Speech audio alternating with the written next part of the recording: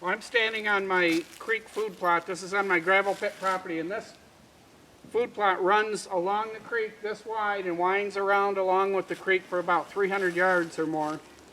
And this area right here hasn't been doing real well because I've got all these maple trees up here and cherry trees, and the tops of those trees are high enough that they block a lot of sunlight for a lot of the year.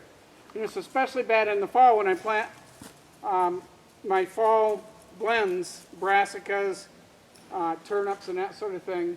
I don't plant them until August, and the light is getting shorter, and the days are getting shorter, and they start to hit the tops of those trees. So I'm going to follow these trees over in this direction. I'm going to follow them right across an existing deer trail, which is okay because I'll go through and cut a hole through it so they can continue to get through. But I'm going to try and follow them in that direction right there. I'm also going to try to widen this food plot a little bit here and clear some of this out. I'll take the bucket of my tractor and clear back here, and once I get those trees down, I'll be able to widen this food plot here and be able to shoot from that stand up there with my bow. Right now I can't shoot this far. It's about 50 yards, 40 to 50 yards, and that's too far for me to shoot. But if I can just get a little lobe up in here, then when they're feeding in the food plot, they'll come in over into that lobe. And I may even be able to make a little lane going back into that area, and I'm going to build some more food plots over there. So this is to get more light in here and to be able to produce some food that comes in closer to my shooting shack there, which being as old as I am now, I like to sit in that, especially in cold weather, but I can't quite shoot over here with my bow, so that's what I'm trying to achieve.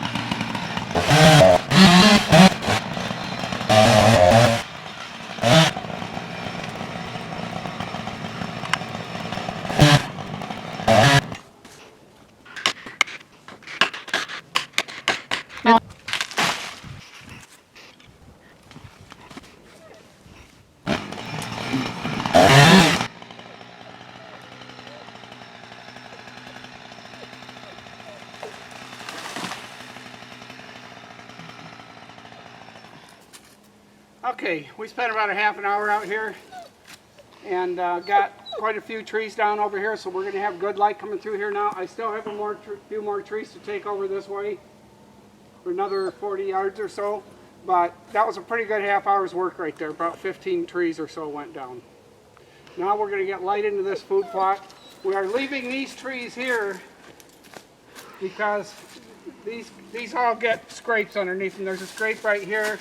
There's a scrape right here, and what we can do is cut the tops off of these trees, and that'll just make these scrape limbs taller. So I'll come in here in the next day or two, and I'll just cut these right here. I learned that technique from Jim Ward, and that'll keep this tree alive, but it'll keep this limb living better too, because the bucks really hammer this limb. You can see the scrape right here. And I'll do the same thing with this tree. I'll cut this little cherry tree off right there, and then I'll pull this limb down so it's at the right height because it's up a little bit high right now.